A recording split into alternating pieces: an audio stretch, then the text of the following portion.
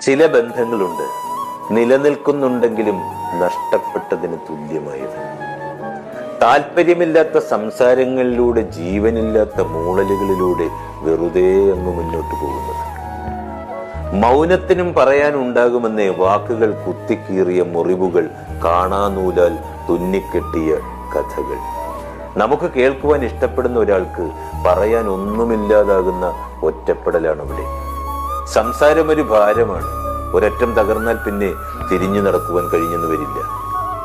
ഒരിക്കലും നഷ്ടപ്പെടരുതെന്ന് കരുതി തെറ്റുകൾ മറന്ന് അവസരങ്ങൾ കൊടുത്തവരായിരുന്നു അനവസരത്തിൽ തനിച്ചാക്കി പോയവരിൽ ഏറെയും. ഹൃദയം പണയം വെച്ച ബന്ധങ്ങളിൽ പലതും അപ്പോൾ ഉടലോടെ ജപ്തി ചെയ്യപ്പെടുന്നത് കാണാം. ഒരു കാലം വരെയും എല്ലാവരും വർണ്ണപ്പട്ടങ്ങൾ തന്നെയാണ്. പിന്നീട് അങ്ങോട്ട് ആരുടെ കയ്യിലാണോ ചരടിരിക്കുന്നത് അതുപോലിരിക്കും അതിന്റെ വർണ്ണപ്പകിട്ടം.